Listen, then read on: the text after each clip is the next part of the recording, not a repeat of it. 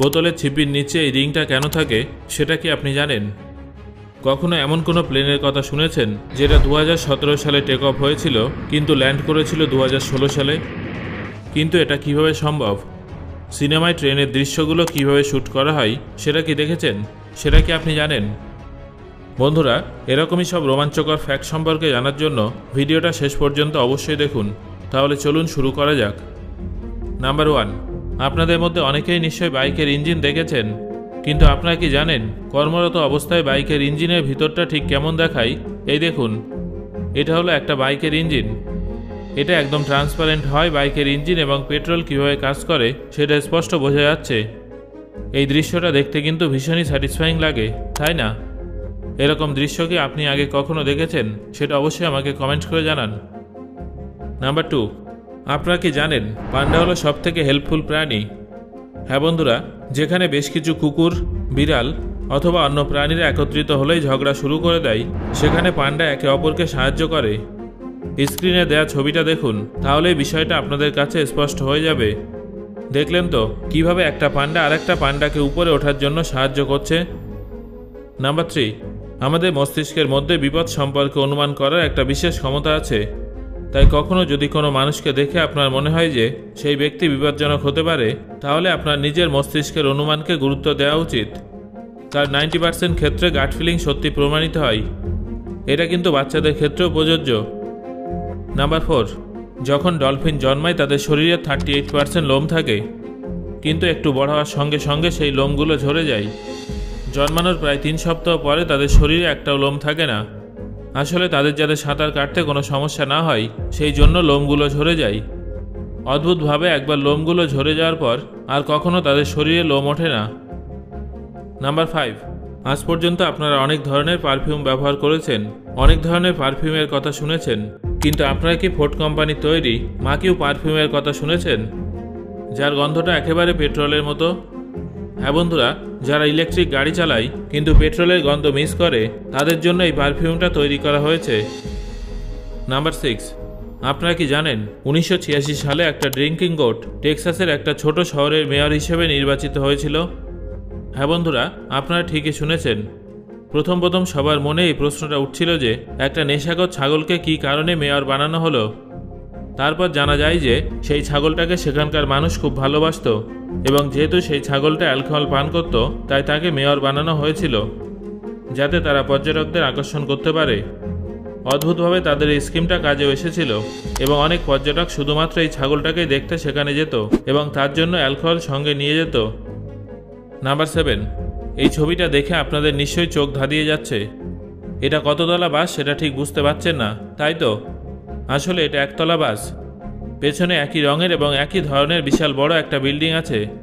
তাই এক নজরে আপনাদের মনে হবে যেন এই বাসটা নিজের উপরে একটা বিল্ডিং নিয়ে এগিয়ে চলেছে।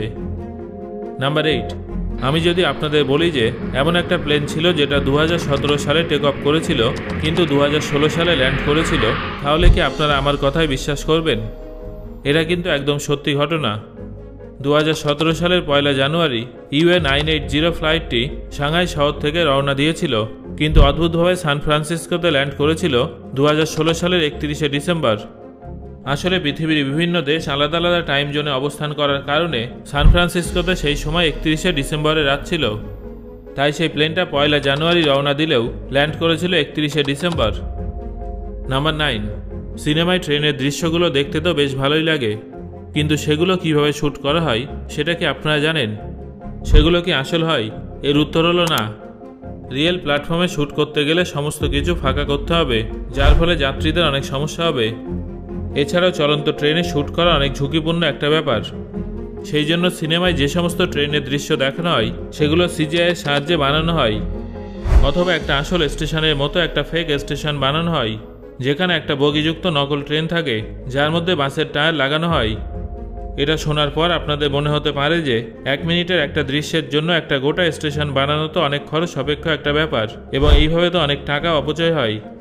কিন্তু না, আসলে এই ধরনের স্টেশনগুলো একবার তৈরি করার পর সেখানে সামান্য কিছু পরিবর্তন করে একাধিক সিনেমা শুটিং করা হয়। নাম্বার 10, বোতলের ছিপির নিচে এই ধরনের রিং কেন থাকে সেটা কি আপনি জানেন?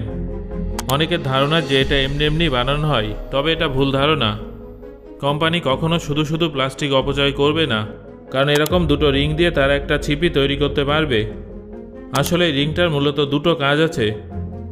প্রথমত, সোডা বা যে সমস্ত ড্রিঙ্কসে গ্যাস থাকে সেই সমস্ত ড্রিঙ্কস থেকে যাতে গ্যাস বাইরে বেরোতে না পারে সেই জন্য এটা সিল করার কাজ করে, যা ছিপিকে শক্ত করে আটকে রাখে। এর দ্বিতীয় কাজ হলো বোতলটা যে ব্যবহৃত হয়েছে সেটা বোঝানো। আসলে অনেকে বোতল ব্যবহার করার পরেও তার মধ্যে জল ভরে বিক্রি করে। এই বিষয়টা মাথায় রেখে কোম্পানি বোতলে এই ধরনের সিল লাগিয়ে দেয়। তাই সিল ভাঙা থাকলে সেই বোতল কখনোই কেনা উচিত নয়। নাম্বার 11। আচ্ছা, আপনার কি ফোনে কথা বলতে ভালো লাগে না? কারোর ফোন আসলেই মনে হয় ফোনটা কেটে যাক? তাহলে আপনি এই ট্রিক্সটা অবশ্যই ফলো করবেন। যখনই কারোর ফোন ধরবেন তার আগে একবার হাসবেন, কারণ যখন আপনি হাসি মুখে কারোর ফোন রিসিভ করবেন তখন আপনার ভয়েসটা হ্যাপি শোনাবে আর যে কোনো বোরিং কনভারসেশনও ইন্টারেস্টিং মনে হবে। তাই ট্রিক্সটা অবশ্যই একবার ট্রাই করে দেখবেন। নাম্বার 12। 80 এবং 90-এর দশকে প্রায় প্রত্যেকটা বাড়িতেই এই ধরনের চামচ দেখা যেত। যদি আপনি সেই সময় জন্মে থাকেন তাহলে আপনি আপনার বাড়িতে কিংবা আপনার আত্মীয় স্বজন, বন্ধুবান্ধব কারো না কারোর বাড়িতে এই ধরনের ডিজাইনযুক্ত চামচ নিশ্চয়ই দেখে থাকবেন। কি ঠিক বললাম তো? নাম্বার 13। সাধারণত যখন কোনো বাড়ি তৈরি হয় তখন তার সেই জমির মধ্যে থাকা গাছগুলো কেটে ফেলা হয়। তবে এই বাড়িটার ডিজাইন যে তৈরি করেছিল সেই ইঞ্জিনিয়ারের বুদ্ধির প্রশংসা না করে থাকা যায় না। তিনি গাছটা না কেটেই বাড়িটা সুন্দর করে ডিজাইন করেছেন। যদিও এক্ষেত্রে বাড়ির মালিককেও সাধুবাদ জানাতে হবে। নাম্বার 14। যে কোনো সাধারণ জিনিসের ছোট ভার্সানগুলো দেখতে কিন্তু ভীষণই কিউট হয়, তাই না? সেই জন্য অনেকেই সাধারণ জিনিসের মিনিয়েচার ভার্সান তৈরি করে। যেমন সাধারণ জলের বোতল তো আপনারা দেখেছেন, কিন্তু আপনারা কি এই ধরনের মিনিয়েচার জলের বোতল দেখেছেন যার মধ্যে জল ভরা আছে? তবে এই ধরনের জলের বোতলগুলো আদৌ কাজের কিনা সেটা আমি বলতে পারবো না। হয়তো এগুলো শুধুমাত্র সাজিয়ে রাখার জন্যই ব্যবহার করা হয়ে থাকে। বন্ধুরা, এবার এই মিনিয়েচার টেবিলটা দেখুন।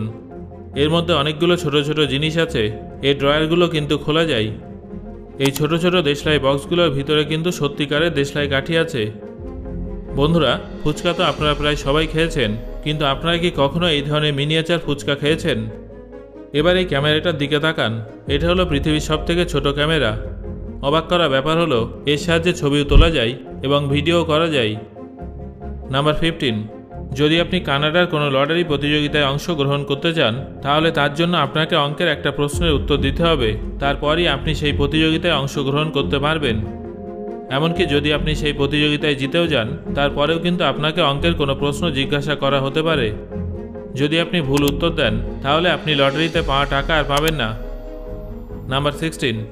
এই ভিডিও ক্লিপটা ভালো করে দেখুন। আপনারা যে মানুষটাকে দেখছেন তাকে একদম ট্রান্সপারেন্ট মানুষ মনে হচ্ছে, তাই না? আসলে এটা একটা অপটিক্যাল ইলিউশন। ওই ব্যক্তি যে পোশাকটা পরে আছেন সেটা ঠিক স্ক্রিনের মতো কাজ করে আর এমনভাবে লাইটকে রিফ্লেক্ট করে যে মনে হয় মানুষটার কোনো অস্তিত্বই নেই। 1998 সালে জাপানে তৈরি হয় টেকনিকটা সত্যিই চমৎকার, তাই না? সো বন্ধুরা, আজকের এই ভিডিওতে আলোচিত ফ্যাক্টগুলোর মধ্যে কোন ফ্যাক্টটা শুনে আপনি সবথেকে বেশি অবাক হয়েছেন এবং কোন ফ্যাক্টটা আপনি প্রথমবার শুনলেন সেটা অবশ্যই আমাকে কমেন্ট করে জানান। ধন্যবাদ।